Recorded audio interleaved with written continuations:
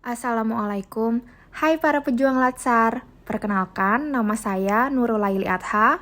Saya peserta latihan dasar CPNS 2022 BPS DMD Provinsi Kalimantan Selatan, golongan 3, angkatan 24, kelompok 4, dengan nomor NDH 32. Pada kesempatan kali ini, saya akan menganalisis isu efektivitas kinerja individu berdasarkan tupoksi. Adapun langkah-langkah pemecahan masalah isu kontemporer yang saya kerjakan di sini melalui 5 tahapan. Yang pertama, membuat daftar isu. Yang kedua, penapisan isu prioritas menggunakan metode APKL dan juga metode USG.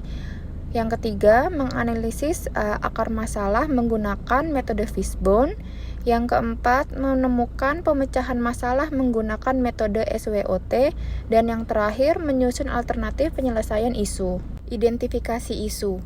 Yang saya temukan di sini ada yang pertama, menurunnya kepatuhan pasien dan pengunjung puskesmas tentang protokol kesehatan di wilayah puskesmas. Yang kedua, kurangnya kepatuhan pasien penderita PTM untuk melakukan pengobatan secara rutin. Yang ketiga, banyak masyarakat yang mengeluh sakit setelah divaksin, meski telah lama berlalu waktu penyuntikannya. Yang keempat, kurang efektifnya penyimpanan berkas rekam medis pasien rawat inap di puskesmas. Dan yang terakhir, sulitnya membatasi jumlah pendamping pasien rawat jalan maupun rawat inap. Metode penapisan isu dengan metode APKL. Metode APKL merupakan alat bantu untuk menganalisis ketepatan dan kualitas isu dengan memperhatikan tingkat aktual, problematika, kehalayakan, dan layak dari isu-isu yang ditemukan di lingkungan unit kerja. Setelah diperoleh analisis APKL, maka dipilih isu yang menjadi prioritas utama dan selanjutnya akan diidentifikasi. Di sini untuk A, aktual adalah isu yang sering terjadi atau dalam proses kegiatan sedang hangat dibicarakan di kalangan masyarakat. P, problematik adalah isu yang memiliki dimensi masalah yang kompleks sehingga perlu dicarikan segera solusinya. K, kehalayakan adalah isu yang secara langsung menyangkut hajat hidup orang banyak. Dan L, layak adalah isu yang masuk akal dan realistis serta relevan untuk dimunculkan inisiatif pemecahan masalahnya. Dari kelima isu yang ditemukan, setelah menggunakan metode APKL, menurut jumlah scoringnya yang menjadi prioritas isu adalah yang pertama, menurunnya kepatuhan pasien dan pengunjung puskesmas tentang protokol kesehatan di wilayah puskesmas. Yang kedua, kurangnya kepatuhan pasien penderita PTM untuk melakukan pengobatan secara rutin. Dan yang terakhir, banyak masyarakat yang mengeluh sakit setelah divaksin, meski telah lama berlalu waktu penyuntikannya. Kemudian untuk menentukan isu prioritas menggunakan metode USG, di mana metode USG merupakan salah satu cara menetapkan urutan prioritas masalah dengan metode teknik scoring, di mana scoringnya berskala 1-5, yaitu 1 sangat kurang, 2 kurang, 3 sedang, 4 besar, dan 5 sangat besar. Untuk kriteria USG berdasarkan pada yang pertama, urgensi, yang mana melihat dari apakah masalah tersebut mendesak atau tidak untuk diselesaikan. Yang kedua, seriousness, yaitu melihat dampak masalah tersebut berdampak pada produktivitas kerja atau keberhasilan. Dan yang terakhir, growth, adalah tingkat perkembangan masalah sehingga sulit untuk dicegah.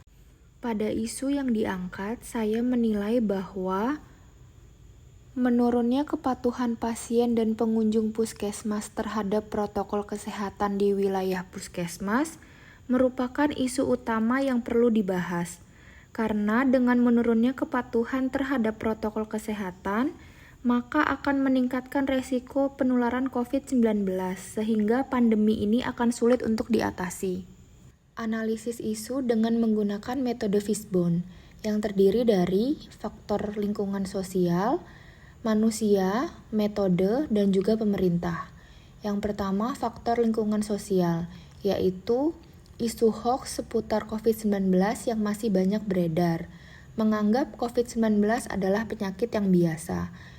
Dari faktor manusia, yaitu merasa kebal setelah mendapatkan vaksin COVID-19 dan juga bosan melakukan protokol kesehatan dalam waktu yang lama. Dari faktor metode, merasa kurang nyaman saat memakai APD di luar rumah dan juga kurangnya biaya untuk membeli APD secara mandiri. Dari faktor pemerintah, kurang. Dari semua akar masalah yang didapatkan, saya menyimpulkan bahwa penyebab utama dari menurunnya kepatuhan pasien dan pengunjung puskesmas tentang protokol kesehatan di wilayah puskesmas adalah karena rendahnya pengetahuan dan kesadaran masyarakat tentang protokol kesehatan. Analisis SWOT. Yang pertama, strength, di mana banyak media informasi sebagai sumber edukasi COVID-19. Lalu, meningkatnya ketersediaan masker dan juga hand sanitizer dengan harga yang terjangkau. Untuk yang kedua, weakness, sanksi apabila melanggar protokol kesehatan di wilayah puskesmas tidak tertulis secara jelas. Lalu, kurangnya pengawasan langsung dan juga berkala. Opportunities, yang pertama, tingginya jumlah kunjungan pasien harian di puskesmas. Yang kedua, peraturan terbaru yang mendukung tetap dilakukannya protokol kesehatan di ruang terbuka maupun ruang tertutup. Yang terakhir, threats, di mana pasien merasa bosan menerima edukasi, kemudian sanksi yang diberikan dianggap sebagai hambatan dalam berobat, dan yang terakhir, kurangnya kemampuan untuk membeli APD secara mandiri. Untuk alternatif penyelesaian isu, saya mengajukan 2 alternatif penyelesaian, yaitu yang pertama, melakukan sosialisasi berkala seputar pentingnya melakukan protokol kesehatan kepada pasien dan juga pengunjung puskesmas, di mana tahapannya yang pertama, menentukan jadwal rutin. Di sini untuk jadwalnya bisa dilakukan sebanyak 1 kali atau 2 kali dalam 1 minggu. Yang kedua, membuat media edukasi yang berupa leaflet dan juga banner. Yang terakhir, berkoordinasi dengan tim surveillance, insidental COVID, dan juga promotor kesehatan. Untuk hasil yang diharapkan, pasien dan pengunjung puskesmas mengetahui pentingnya protokol kesehatan COVID-19. Para pihak yang terkait adalah yang pertama, tenaga kesehatan yang bertugas, dan juga petugas pelayanan. Yang kedua, menyediakan bantuan APD selama pelayanan di puskesmas. Ini ditujukan untuk pasien maupun pengunjung puskesmas yang tidak menggunakan APD.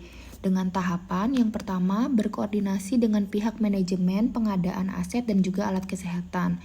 Yang kedua, berkolaborasi dengan tim surveillance, insidental COVID, dan juga promotor kesehatan. Dan yang ketiga, menjelaskan tujuan dan juga tugas pada tenaga kesehatan terkait. Hasil yang diharapkan adalah pasien dan pengunjung puskesmas terbiasa untuk memakai APD terutama saat berkunjung ke puskesmas.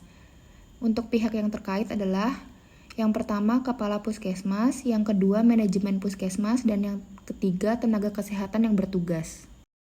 Sekian dari saya, semoga videonya bermanfaat dan juga dapat membantu teman-teman pejuang latsar lainnya.